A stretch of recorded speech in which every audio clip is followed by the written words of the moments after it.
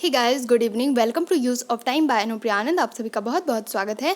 जो लोग किसी भी कॉम्पिटेटिव एग्जाम्स की तैयारी कर रहे हैं और आज पहली बार विजिट कर रहे हैं, मैं उनको बता देना चाहूँगी कि हर रोज़ सुबह 6 बजे टॉप करेंट अफेयर और हर रोज़ शाम 8 बजे टॉप जनरल अवेयरनेस की क्लास होती है use of time by Anupriya Anand में। अगर आप पहली बार विजिट कर रहे हैं तो सब्सक्राइब जरूर कर लीजिएगा, क्योंकि इसमें डेली टॉप सेलेक्टेड क्वेश्चंस की क्लास होती है। ओके फ्रेंड्स, चलिए समय को व्यर्थ ना करते हुए हम वीडियो की ओर चलते हैं। सवाल नंबर 1, क्वेश्चन नंबर 1 ध्यान से देखिए। आत्मकथा द इंडियन स्ट्रगल का लेखक कौन है? ऑप्शन देखिएगा, 1 एनी बेसेंट, 2 सुभाष चंद्र बोस, 3 चित्तरंजन दास या 4 सरदार वल्लभ भाई पटेल। तो दोस्तों इसका सही आंसर होगा सुभाष चंद्र बोस। जी हाँ, ऑप्शन नंबर 2 इसका सही आंसर है। आत्मकथा द इंडियन स्ट्रगल का लेखक है सुभाष चंद्र बोस, याद रखें। अगले प्रश्न की ओर चलते हैं। सवाल नंबर 2 ध्यान से देखिए। महात्मा गांधी की टिप्पणी ध्वस्त हो रहे बैंक का उत्तर दिनांकित चेक किसके प्रस्तावों के संबंध में है? ऑप्शन देखिएगा, 1 Simon commission, 2 Cripps mission, 2 3 cabinet mission या 4 वेवल योजना। तो दोस्तों इसका सही आंसर होगा क्रिप्स मिशन। जी हाँ, ऑप्शन नंबर 2 इसका सही आंसर है। महात्मा गांधी की टिप्पणी ध्वस्त हो रहे बैंक का उत्तर दिनांक चेक किसके प्रस्तावों के संबंध में है? तो क्रिप्स मिशन के संबंध में, याद रखें। अगले प्रश्न की ओर चलते हैं। चलिए सवाल नंबर 3 ध्यान से देखिए। 1934 में कांग्रेस सोशलिस्ट पार्टी की स्थापना किसके नेतृत्व में हुई थी? ऑप्शन देखिएगा, 1 जवाहरलाल नेहरू और महात्मा गांधी, 2 आचार्य नरेंद्र देव और जयप्रकाश नारायण, 3 सुभाष चंद्र बोस और पीसी जोशी या 4 सैफुद्दीन किचलू और राजेंद्र प्रसाद। तो दोस्तों इसका सही आंसर होगा आचार्य नरेंद्र देव और जयप्रकाश नारायण। जी हाँ, ऑप्शन नंबर 2 इसका सही आंसर है। कहा गया है कि 1934 में कांग्रेस सोशलिस्ट पार्टी की स्थापना किसके नेतृत्व में हुई थी? तो आचार्य नरेंद्र देव और जयप्रकाश नारायण के नेतृत्व में, याद रखें। अगले प्रश्न की ओर चलते हैं। सवाल नंबर 24 सवाल नंबर 4 ध्यान से देखिए। सिंधु घाटी सभ्यता के लोग प्रायः अपने मकान बनाते थे। ऑप्शन देखिएगा, 1 पक्की ईंटों से, 2 पत्थर से, 3 लकड़ी से या 4 उपयुक्त सभी से। तो दोस्तों इसका सही आंसर होगा ऑप्शन नंबर 1। जी हाँ, पक्की ईंटों से। सिंधु घाटी के सभ्यता के लोग प्रायः अपने मकान बनाते थे पक्की ईंटों से, याद रखें। अगले प्रश्न की ओर चलते हैं। सवाल नंबर 5 ध्यान से देखिए। राष्ट्रीय राजमार्ग नंबर 2 निम्नलिखित में से किस स्थानों पर युग्म को जोड़ता है? ऑप्शन देखिएगा, 1 दिल्ली अमृतसर, 2 दिल्ली मुंबई, 3 दिल्ली कोलकाता या 4 दिल्ली अहमदाबाद। तो दोस्तों इसका सही आंसर होगा ऑप्शन नंबर 3। जी हाँ, दिल्ली से कोलकाता। कहा गया है कि राष्ट्रीय राजमार्ग नंबर 2 निम्नलिखित में से निम्नलिखित स्थानों में से के किस युग्म को जोड़ता है? तो दिल्ली कोलकाता, याद रखें। अगले प्रश्न की ओर चलते हैं। सवाल नंबर 6 ध्यान से देखिए।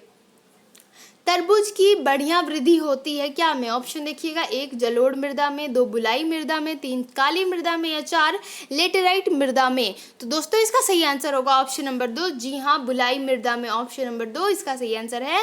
तरबूज की बढ़िया वृद्धि होती है बालुई मृदा में, बालुई मृदा। अगले प्रश्न की ओर चलते हैं। सवाल नंबर 7 ध्यान से देखिए। मैकाला पर्वतमाला किस राज्य में स्थित है?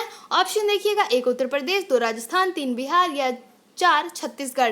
तो दोस्तों इसका सही आंसर होगा ऑप्शन नंबर 4। जी हाँ, छत्तीसगढ़। मैकाला पर्वतमाला किस राज्य में है? तो छत्तीसगढ़ में, याद रखें।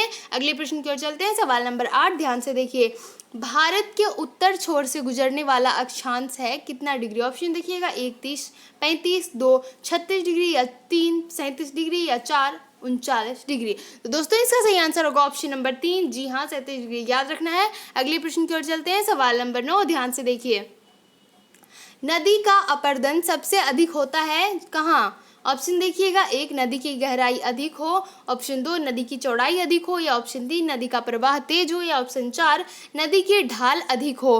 तो दोस्तों इसका सही आंसर होगा ऑप्शन नंबर 3। जी हाँ, नदी का प्रवाह तेज हो। ऑप्शन नंबर 3 इसका सही आंसर है। अगले प्रश्न की ओर चलते हैं। सवाल नंबर 10 ध्यान से देखिए। नल्ला माला पहाड़ियाँ किस राज्य में स्थित है? ऑप्शन देखिएगा, 1 उड़ीसा, मेघालय, आंध्र प्रदेश या गुजरात। तो दोस्तों इसका सही आंसर होगा ऑप्शन नंबर 3। जी हाँ, आंध्र प्रदेश में स्थित है। नल्ला पहाड़ियां किस राज्य में है? तो आंध्र प्रदेश में, याद रखें। अगले प्रश्न की ओर चलते हैं। सवाल नंबर 11 ध्यान से देखिए। पूर्व यूरोप के देशों तथा रूस को छोड़कर वन के अंतर्गत अधिकतम क्षेत्रफल वाला देश है कौन? ऑप्शन देखिएगा, 1 यूएसए, 2 कनाडा, 3 ऑस्ट्रेलिया या 4 ब्राजील। तो दोस्तों इसका सही आंसर होगा ब्राजील। जी हाँ, ऑप्शन नंबर 4 इसका सही आंसर है, याद रखना है, पूर्व यूरोप के देशों तथा रूस को छोड़कर वन के अंतर्गत अधिकतम क्षेत्रफल वाला देश है ब्राजील, याद रखें। अगले प्रश्न की ओर चलते हैं, सवाल नंबर 12, ध्यान से देखिए। जो लोग आज पहली बार विजिट कर रहे हैं मैं उनको बता दे रही हूँ, सब्सक्राइब जरूर कर लीजिएगा। हर रोज सुबह 6 बजे करेंट अफेयर और हर रोज शाम 8 बजे जनरल अवेयरनेस टॉप 30 की क्लास होती है और टॉप करेंट अफेयर में 10 की क्लास होती है। तो use of time by Anupriya Anand से जरूर जुड़ जाइए। अगर आप पिछली वीडियो को देखना चाहते हैं तो आई बटन पे आप देख सकते हैं और नीचे डिस्क्रिप्शन में भी लिंक है। ओके, चलिए सवाल नंबर 12 ध्यान से देखिए। ग्रेट बैरियर रीफ निम्नलिखित में से किसमें स्थित है? ऑप्शन देखिएगा, 1 केरल कोरल समुद्र, 2 सोलोमन समुद्र, 3 बिस्मार्क समुद्र या 4 आराफुरा समुद्र। तो दोस्तों इसका सही आंसर क्या होगा फ्रेंड्स? इसका सही आंसर होगा कोरल समुद्र। जी हाँ, 1 नंबर सही है, याद रखें। अगले प्रश्न की ओर चलते हैं, सवाल नंबर 3 ध्यान से देखिए। भारतीय प्राणी सर्वेक्षण का मुख्यालय कहाँ है स्थित है? ऑप्शन देखिएगा, 1 मुंबई, 2 दिल्ली, 3 कोलकाता या 4 चेन्नई। तो दोस्तों इसका सही आंसर होगा ऑप्शन नंबर 3, जी हाँ, कोलकाता में स्थित है। भारतीय प्राणी सर्वेक्षण का मुख्यालय कोलकाता में, याद रखें। अगले प्रश्न की ओर चलते हैं, सवाल नंबर 14 ध्यान से देखिए, क्वेश्चन नंबर 14।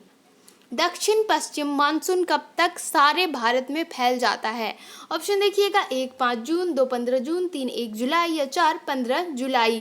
तो दोस्तों इसका सही आंसर होगा ऑप्शन नंबर 4, जी हाँ, 15 जुलाई को कहा गया है कि दक्षिण पश्चिम मानसून कब तक सारे भारत में फैल जाता है, तो 15 जुलाई, यानी कि ऑप्शन नंबर 4 सही है, याद रखें। अगले प्रश्न की ओर चलते हैं, सवाल नंबर 15 ध्यान से देखिए। भारत का पहला लौह इस्पात उद्योग कहाँ स्थित किया गया था?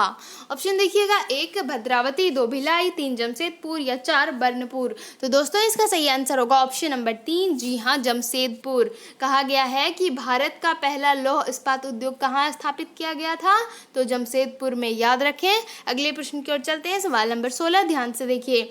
निम्नलिखित में से किसका मिलान सही नहीं है? ऑप्शन देखिएगा, 1 Columbus 1942, option 2 Vasco da Gama 1998, option 3 Magellan 1520 या ऑप्शन 4 बाल्बोआ 1530। तो दोस्तों इसका सही आंसर क्या होगा फ्रेंड्स? इसका सही आंसर क्या होगा? ऑप्शन नंबर 4, जी हाँ, इसका मिलान सही नहीं है, ये गलत है। तो इसीलिए ये सारा सही है बट ये गलत है, इसलिए ये ऑप्शन नंबर 4 सही होगा। बाल्बोआ 1530 गलत है। अगले प्रश्न की ओर चलते हैं, सवाल नंबर 17 ध्यान से देखिए। प्रकाश का निम्नलिखित में से कौन सा तरंगदैर्ध्य प्रकाश संश्लेषण के लिए सबसे अधिक प्रभावी है? ऑप्शन देखिएगा, 1 नीला, 2 हरा, 3 नारंगी या 4 पीला। तो दोस्तों इसका सही आंसर क्या होगा फ्रेंड्स? इसका सही आंसर होगा ऑप्शन नंबर 1, जी हाँ, नीला। प्रकाश का निम्नलिखित में से कौन सा तरंगदैर्ध्य प्रकाश संश्लेषण के लिए सबसे अधिक प्रभावी है, तो नीला, याद रखें। अगले प्रश्न की ओर चलते हैं, सवाल नंबर 8 ध्यान से देखिए। ब्रिटेन में किस उद्देश्य के लिए मानव क्लोनिंग की अनुमति है? ऑप्शन देखिएगा, 1 जनन, 2 अनुसंधान, 3 चिकित्सा शास्त्र या 4 अनुवांशिकी। तो दोस्तों इसका सही आंसर होगा ऑप्शन नंबर 2, जी हाँ, अनुसंधान। ब्रिटेन में किस उद्देश्य के लिए मानव क्लोनिंग की अनुमति है, तो अनुसंधान के लिए, याद रखें। अगले प्रश्न की ओर चलते हैं, सवाल नंबर 19 ध्यान से देखिए। फ्रेंड्स अगर आप मुझे टेलीग्राम, ट्विटर, इंस्टा या फेसबुक पे फॉलो करना चाहते हो या लिंक्डइन पे, तो आप मुझे क्या करते होगे, नीचे डिस्क्रिप्शन में जा रहे हो सबसे पहले, उसके बाद वहाँ पर आपको लिंक मिलेगा, आप जाकर टच करोगे, फॉलो कर सकते हो मुझे। ओके, देखिए सवाल नंबर 19। निम्नलिखित में से विषाणु रोग चुनिए। ऑप्शन देखिएगा, 1 यकृत शोथ, ऑप्शन 2 मेनिंजाइटिस या ऑप्शन 3 संधि शोथ या ऑप्शन 4 वृक्क शोथ। तो दोस्तों इसका सही आंसर क्या होगा फ्रेंड्स? इसका सही आंसर होगा ऑप्शन नंबर 1, जी हाँ, हेपेटाइटिस, यानी कि ऑप्शन नंबर 1 इसका सही आंसर है, यकृत शोथ, हेपेटाइटिस, याद रखें। अगले प्रश्न की ओर चलते हैं, सवाल नंबर 20 ध्यान से देखिए। डॉली संसार का सबसे पहला क्लोनित प्राणी था। ऑप्शन देखिएगा, 1 भेड़, 2 गाय, 3 सुअर या 4 सुअर या 3 बकरी। तो दोस्तों इसका सही आंसर क्या होगा फ्रेंड्स? ऑप्शन नंबर 1, यानी कि भेड़। डोली एक भेड़ थी, याद रखना है। डोली संसार का सबसे पहला क्लोनित प्राणी था, जो कि क्या था? भेड़। अगले प्रश्न की ओर चलते हैं, सवाल नंबर 21 ध्यान से देखिए। उत्पादन फलन अभिव्यक्त करता है। ऑप्शन देखिएगा, 1 भौतिक निवेश और उत्पादन के बीच प्रौद्योगिकी संबंध, ऑप्शन 2 भौतिक निवेश और उत्पादन के बीच वित्तीय संबंध, या 3 वित्त और प्रौद्योगिकी के बीच संबंध, या ऑप्शन 4 उत्पादन के कारकों के बीच संबंध। तो दोस्तों इसका सही आंसर क्या होगा? ऑप्शन नंबर 1 इसका सही आंसर है। भौतिक निवेश और उत्पादन के बीच प्रौद्योगिक संबंध। याद रखें। अगले प्रश्न की ओर चलते हैं। सवाल नंबर 22 ध्यान से देखिए। निम्नलिखित में से कौन सा एक किसी विकसित देश की जनसंख्या का अभिलक्षण नहीं है? ऑप्शन देखिएगा। 1 निम्न जन्म दर और निम्न मृत्यु दर। ऑप्शन 2 उच्च जन्म दर और उच्च मृत्यु दर। या ऑप्शन 3 नगरीय जनसंख्या का उच्च अनुपात। या ऑप्शन 4 जनसंख्या की निम्न वृद्धि दर। तो दोस्तों इसका सही आंसर होगा ऑप्शन नंबर 2। जी हाँ, उच्च जन्म दर और उच्च मृत्यु दर। कहा गया है कि निम्न में से कौन सा एक किसी विकसित देश के जनसंख्या का अभिलक्षण नहीं है? तो उच्च जन्म दर और उच्च मृत्यु दर। याद रखें। अगले प्रश्न की ओर चलते हैं। सवाल नंबर 23 ध्यान से देखिए। गरीबी हटाने के लिए पहली बार किस योजना में जोर दिया गया था? ऑप्शन देखिएगा। 1 चौथी, 2 पांचवी, 3 छठी या 4 सातवीं। तो दोस्तों इसका सही आंसर क्या होगा? फ्रेंड्स इसका सही आंसर होगा ऑप्शन नंबर 2। जी हाँ, पांचवी। कहा गया है कि गरीबी हटाने के लिए पहली बार किस योजना को जोड़ दिया गया था? किस योजना में? तो पांचवी। याद रखें। ऑप्शन नंबर 2 इसका सही आंसर है। चलिए अगले प्रश्न की ओर चलते हैं। सवाल नंबर 24 ध्यान से देखिए। एग्जिम पॉलिसी 2002 से 2007 तक वैश्विक व्यापार में हिस्सा प्राप्त करने का लक्ष्य रखा। कितना प्रतिशत? तो ऑप्शन देखिएगा। 1 0.5%। ऑप्शन 2 1.0%। ऑप्शन 3 1.5%। या ऑप्शन 4 2.0%। दोस्तों इसका क्या आंसर होगा? फ्रेंड्स इसका सही आंसर होगा 1.0%। जी हाँ, 1.0% का लेना। कहा गया है कि एग्जिम पॉलिसी 2002 से 2007 तक वैश्विक व्यापार ने हिस्सा प्राप्त करने का लक्ष्य रखा था। ऑप्शन नंबर 2 सही है, 1.2% तक। अगले प्रश्न की ओर चलते हैं। सवाल नंबर 25 ध्यान से देखिए। उपादान लागत पर सकल घरेलू उत्पाद जीडीपी होता है। ऑप्शन देखिएगा। 1 जीडीपी में से अप्रत्यक्ष कर घटाकर और इमादात जोड़कर। या ऑप्शन 2 जीडीपी में से मूल्य ह्रास भत्ते घटाकर। या ऑप्शन 3 एनएनपी में मूल्य ह्रास भत्ते जोड़कर। या ऑप्शन 4 जीडीपी में से इमदाद घटाकर और अप्रत्यक्ष कर जोड़कर। तो दोस्तों इसका सही आंसर क्या होगा? फ्रेंड्स इसका सही आंसर होगा ऑप्शन नंबर 1। जी हाँ, जीडीपी में से अप्रत्यक्ष कर घटाकर और इमादत जोड़कर। ऑप्शन नंबर 1 इसका सही आंसर है। याद रखें। अगले प्रश्न की ओर चलते हैं। सवाल नंबर 26 ध्यान से देखिए। किसके अनुसार ब्याज एक प्रतिफल है तरलता छोड़ने का? ऑप्शन देखिएगा। 1 किन्स, 2 मार्शल, 3 हैब्रलर या 4 ओहलिन। दोस्तों इसका सही आंसर क्या होगा? फ्रेंड्स इसका सही आंसर होगा केन्स। जी हाँ, ऑप्शन नंबर 1 इसका सही आंसर है। याद रखना है। कहा गया कि किसके अनुसार? तो केन्स के अनुसार ब्याज एक प्रतिफल है तरलता छोड़ने का। याद रखें। अगले प्रश्न की ओर चलते हैं। सवाल नंबर 27 ध्यान से देखिए। किसी वस्तु की मांगी गई मात्रा का विस्तार या संकुचन निम्नलिखित में से किसमें परिवर्तन का परिणाम होता है? ऑप्शन देखिएगा। 1 उस वस्तु की इकाई कीमत। ऑप्शन 2 उपभोक्ता की आय। ऑप्शन 3 उपभोक्ता की रुचि। या ऑप्शन 4 प्रदेश की जलवायु। तो दोस्तों इसका सही आंसर क्या होगा? फ्रेंड्स इसका सही आंसर होगा उस वस्तु की इकाई कीमत। जी हाँ, ऑप्शन नंबर 1 इसका सही आंसर है।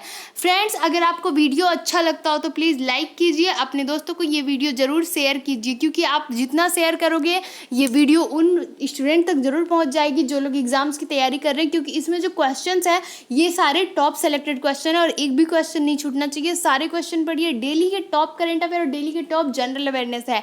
Use of time by Anupriya को सब्सक्राइब जरूर कर लीजिएगा। वीडियो के नीचे रेड कलर में सब्सक्राइब लिखा होगा, सब्सक्राइब जरूर कर लीजिएगा। और मुझे कमेंट करके बताइएगा कि आपको वीडियो कितना इन्फॉर्मेटिव लगता है।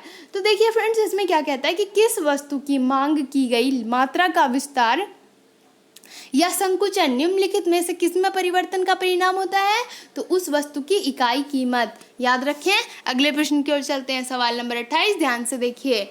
पेट्रोल और कार के बीच मांग की प्रतिलोच है। ऑप्शन देखिएगा। 1 अपरिमित। ऑप्शन 2 धनात्मक।